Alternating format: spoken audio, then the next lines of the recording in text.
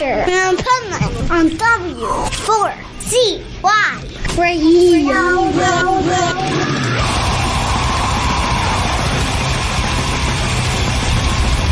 This is the Pipeman here on the Adventures of Pipeman W4CY Radio. I'm super excited right now because I did media coverage, as you guys know, at Milwaukee Metal Fest. And one of the top sets of the whole festival was with this band. And oh my God, it was so much fun. Besides just being a badass thrash show, it was just the fucking most entertaining show ever. So let's welcome to the show Vinny from Belushi Speed Ball. How are you? Hey, I'm doing good. Thank you so much for having me, and thank you for all the kind words. That means a lot. Oh my God, it was like, I think nowadays there's so many bands out there that you got to do things differently to make it interesting and stand out and fun, and that was definitely you. I mean, the music's fucking great, so that's great, but to go to a live show, I want to be entertained too, and that, like, I don't care if you even like the music, that was an entertaining show. If you didn't even like metal or punk or anything like that at all, you would have still had fun at that set. I think that you hit the nail on the head. I think that's what attributed to a lot of our success, is that we do more than, not that there's anything wrong with it, but we do more than just play music. There's a theatrical aspect to the band. And those were always my favorite bands growing up. Like it's no secret, I'm a big Juggalo. And ICP puts on a really good show. If you don't like their music, still seeing them live, it's an experience. GWAR, same way. Alice Cooper, Kiss. Like, I always liked bands that went above and beyond. And there's different ways to do it. We just choose to throw trash out at the crowd the whole time. So, yeah. I know. Well, I love that too. Like, fans dig when they have like souvenirs and all the props and shit you threw out there, man. Like, people were eating that shit up. Yeah, I've always said that, like, our other member of the band is the crowd, is the fans. So, like, it's fun when you get to be a part of the show and you're in it also. Everyone feels like they're in on the joke, and it's fun with. We actually had, we had way more to throw out. That was like it was like a quarter of what we had. The rave, and rightfully so, I get it. But there was a little bit of a miscommunication on what we could bring, because we played it 2 years ago, and we brought out, I threw out like 200 Nerf guns. We brought out all these inflatables and all this stuff.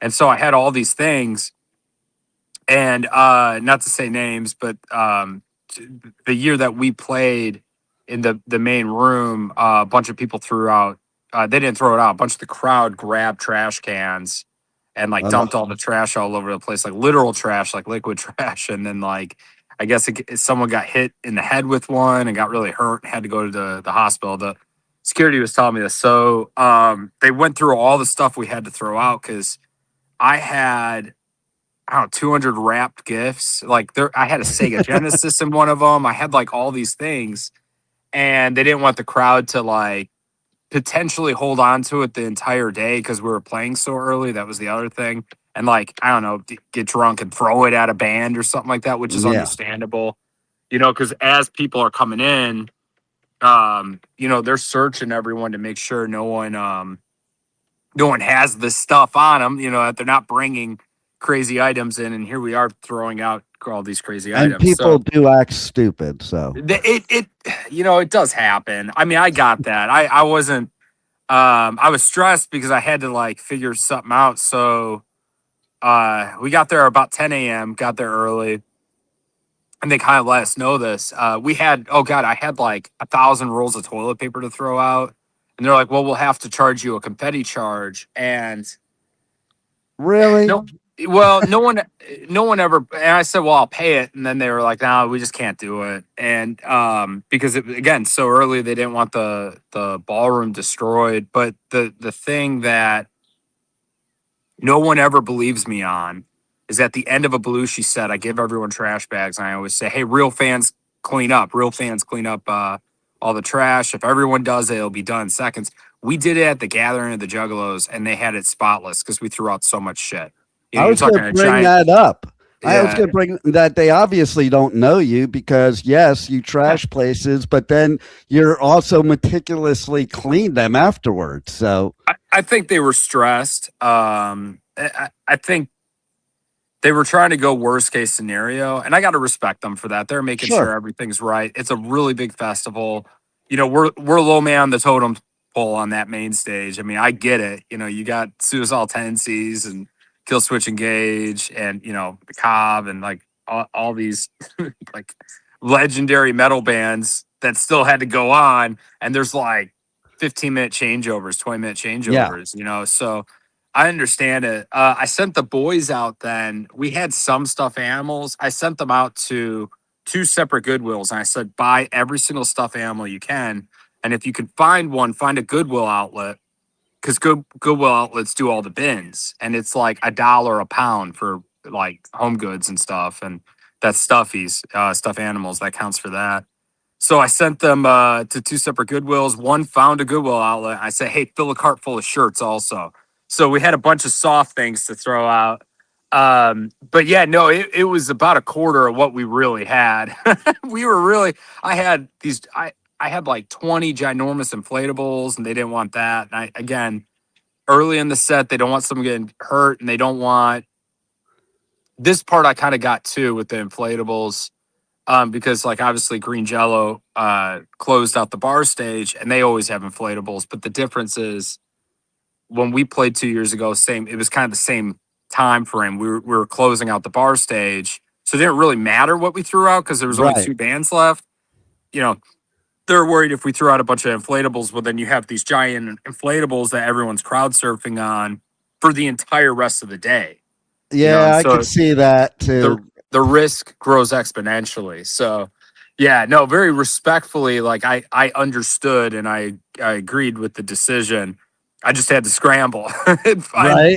get enough stuff. So, but yeah, it came out really, really well. And God bless, that whole place filled up.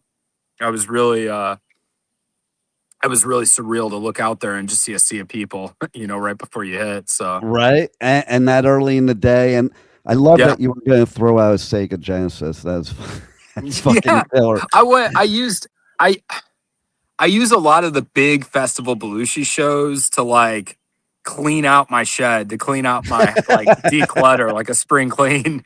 So, you know, whatever's just been sitting. Because like in a way with Belushi, that's the other thing. Our trash that we throw out, the trash bags, which we did do some of that. It's what I call clean trash. It's literally like paper and cardboard that I save. If I get an Amazon package, like I put in you know these garbage bags and I save them up. It drives my wife nuts because I do it in the house and then I throw them in my shed and I get, you know, they start to pile up. And then whenever we have a show, depending on the size of it, I'll grab like, okay, I need 15 trash bags and I'll grab them. But that gives the illusion that you're actually throwing out trash. It makes a mess. But when you're indoors and you do recyclables and things that aren't gross, people can clean it up really, really fast. No doubt. You know, it's been a learning experience. We've been doing this for almost 14 years now. And we really dialed it in. We used to do like indoors a lot of like LaCroix and candy and gross stuff. And we still had the same rule that we won't leave unless it's clean. But I'd be at bars scraping the floor until 5 a.m., you know, Wow. until That is dedication right there, man. Yeah. Yeah. So I got sick of that. And I'm like, well, the crowd doesn't want to clean it if it's really gross and wet and messy. So, you know, how can we make this simpler, you know? Yeah, and it's funny you mentioned green jello because I was going to say to you that would be like to me like that'd be kind of the ultimate tour. You Yeah. know, you could have you, Green Jello, and Insane Clown Posse. Oh God, that'd be insane. Could you imagine? That would be a dream come true. So yeah, Bill actually reaches out to me, and I look at him like a father figure. He's one of my biggest inspirations.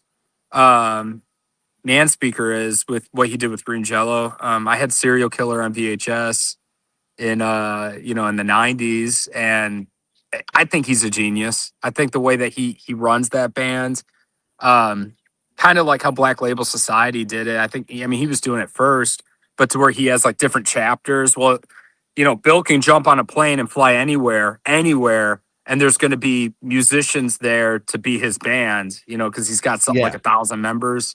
And then, and he puts on a really good show. And again, it's one of those things where he gets the crowd to be a part of the show. So, I had a video of their pit, and it was all water, the water noodles.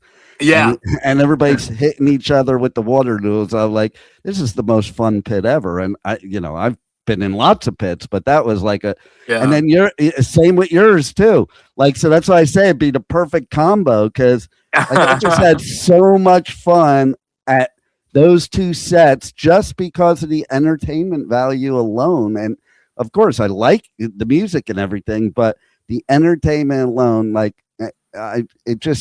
that's the best therapy ever. Like, with all the shit going on in the world, that was the best therapy ever, because you just escape all that shit and laugh your ass off. Yeah, you get to be a kid again. That's a really big theme for us anyways. All the music is 90s nostalgia from my childhood. And I had a really, really fun childhood. My father took us to the toy store all the time, and nice, video games and Teenage Mutant Ninja Turtles and cartoons. And what's funny is I always thought I'd outgrow like watching cartoons, but that's all I pretty much watched. I never outgrew it. I love hearing that like, everybody talks about their shitty childhood stories. I love somebody when they're talking about how great it was. And like, it's funny you're mentioning cartoons, and I remember, I don't know what age I was. I think I was like 11 or 12. And my dad's like, okay, enough with the cartoons already. You're not a kid anymore. Right. Yeah. You're supposed to outgrow it. I know, right? I think as a society, that's something that we lost sight of. Like, there's nothing wrong with embracing your childhood and having fun with it, and still having fun as an adult with it. And there's a place, this comes up a lot in interviews. There is a place for very serious music, because people need to feel that. They need to have those feelings being expressed. But there's also a place for bands like us and Psycho Stick and Green Jello that are there for you to basically have fun and to escape reality. And, that's what. 100%. And it's funny you should say about the being fun as an adult, because there are these stupid rules. Like, I'm 59 years old, and I would say like 9 years ago, I was doing this, and I'm no different now, but I was doing this ice skating charity event. Okay. And I go with this other woman that like is part of my station, same age as me, and I'm lacing up my skates, and she goes, "You're gonna go skating?" I'm like, yeah, it's an ice skating charity event. They invited me as the radio personality for the charity. I think I should be skating. And she goes, "And you have your own skates? Are you a child?" And I'm like, who said that at 50 years old that you can't ice skate? Like, I ice skate, I rollerblade, I skateboard, I surf. Like, I go to it.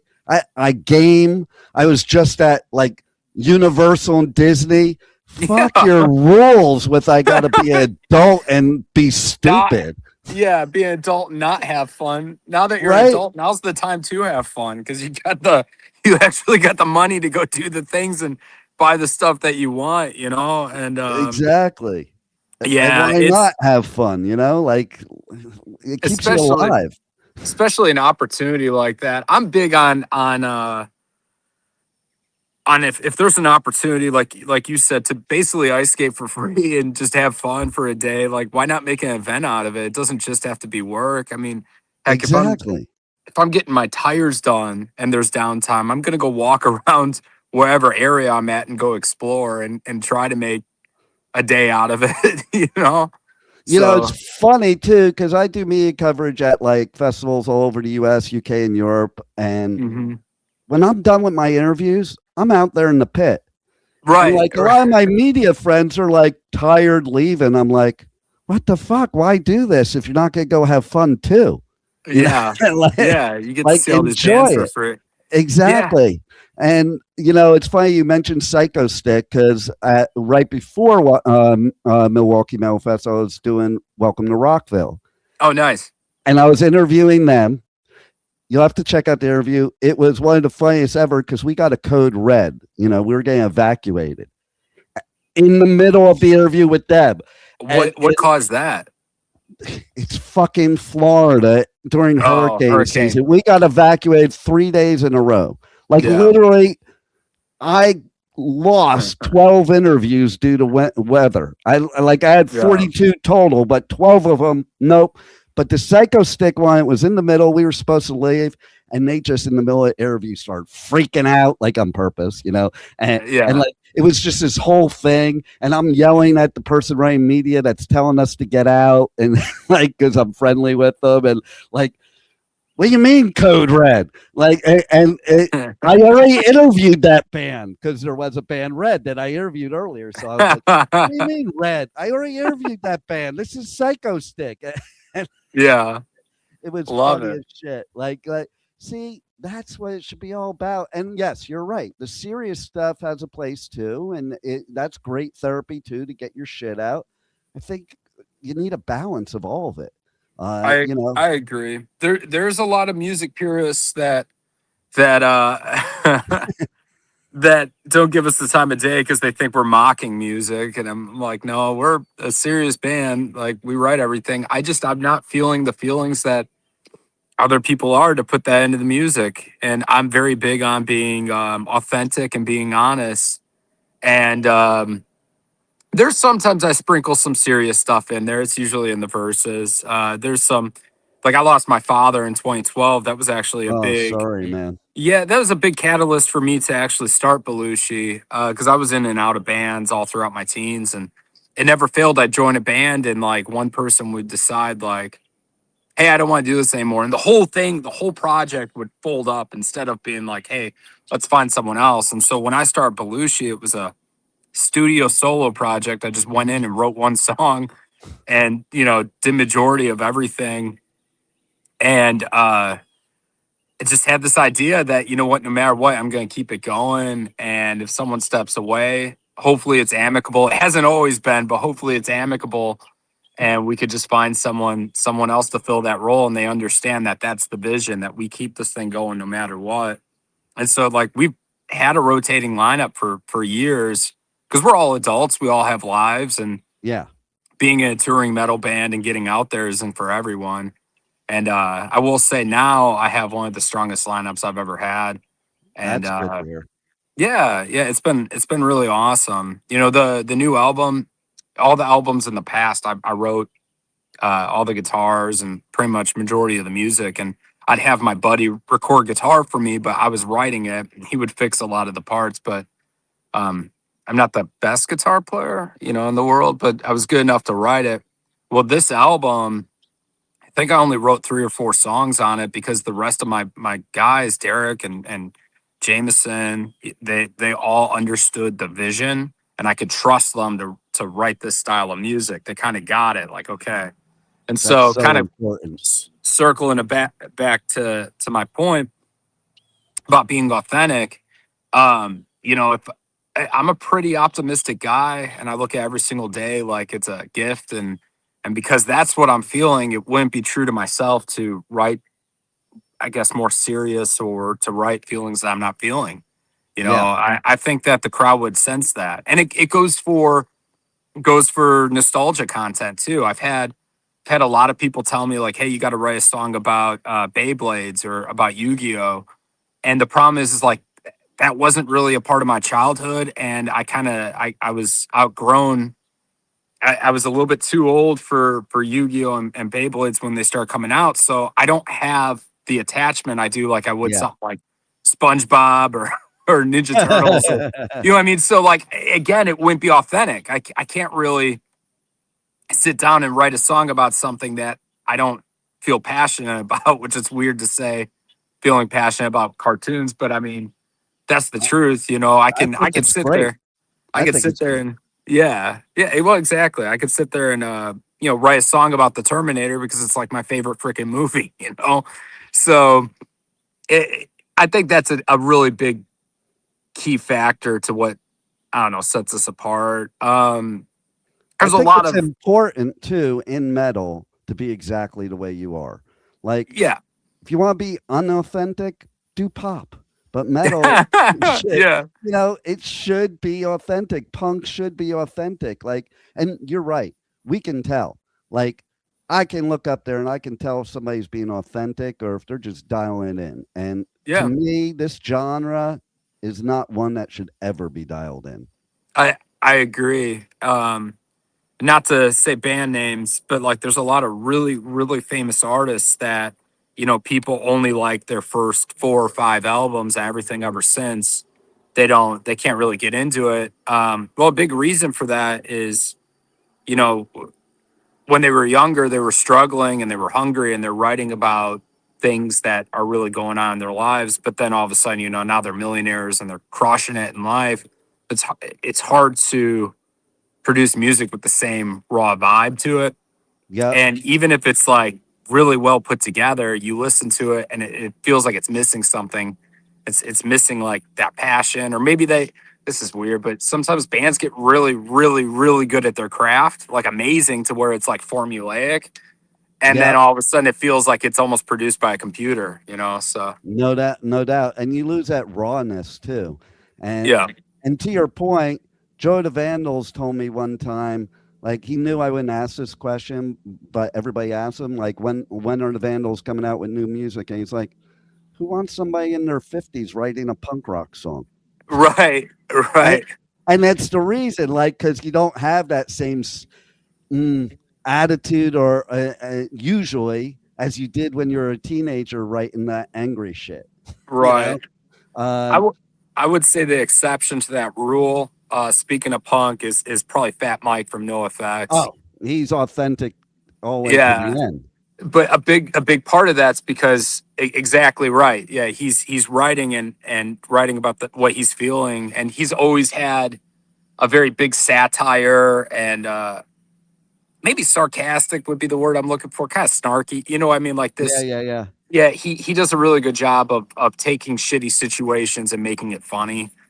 And that's why I think he could put out a song and everyone would still listen to it and they'll still have that same feeling, Yeah, totally. Yeah. Well, I'll tell you too, your new album, it hit home for me, just the name of it.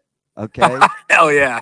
Toxic Waste was everywhere in the 80s. And I come from the 80s, like I was at all the first shows of a lot of, huge bands in thrash that were not huge then, Right. and I feel like it's kind of weird that in 2026, you could take a lot of the 80s songs, change the names, and still they would be relevant. 100%. It's sad too, man. It's sad that we 100%. can still write songs about the same bad shit that we had to write about in the 80s. 100%. Yeah. Yeah, nothing's really, I don't know. A lot hasn't changed. It's just been hidden in different ways and there's different terminology for it. Exactly. And I got to tell you too, I want the listeners to hear from you directly the story about all Pete's exes and and why you are, what he did for you and why you are so dedicated to raising money to help him and justice for him. Yeah. So for those that don't know, Pete Lee was one of the original Flatus Maximuses for GWAR. He was my Flatus from the 90s. Like when you're watching Beavis and Butthead and Jack the World comes on, that's Pete. And, I love the Beavis and Butthead video game for Sega. I can speed run it. Like I can beat it in about 12 minutes. It's a hard ass game too, but it's like, it's my go-to. And when you beat it, if you do the easy ending, there's Pete right there. You see a little digital Pete playing guitar. So to me, he's someone I always idolized and looked up to. And for those that don't know or haven't seen the GWAR documentary, Pete got shot during an attempted carjacking in the 90s and almost died. And he had to have a colostomy bag. He had to have part of his colon removed. And through that, he's had a lot of health issues. And he's going through something where there was, I'm not 100% here because I know he told us, but I think something happened with a surgery that they didn't do it correctly. Mm. And he's been really suffering a lot of pain and battling these health issues. And he had a settlement for a pretty large sum of money.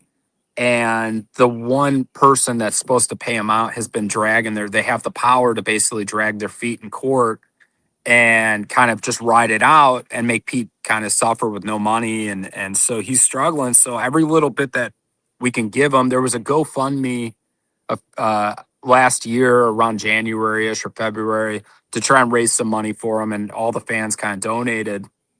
But I try to look for opportunities to be able to donate some money to him. We first did this with when we toured with X-Cops, which is Pete Lee. And we had all these Belushi X-Cop shirts that had like the tour dates on the back. And we had a bunch of extras. So I lowered the price on them to try and sell them. And basically any profit that we made off of them, I was just giving straight to Pete. And those are still available on the Bandcamp.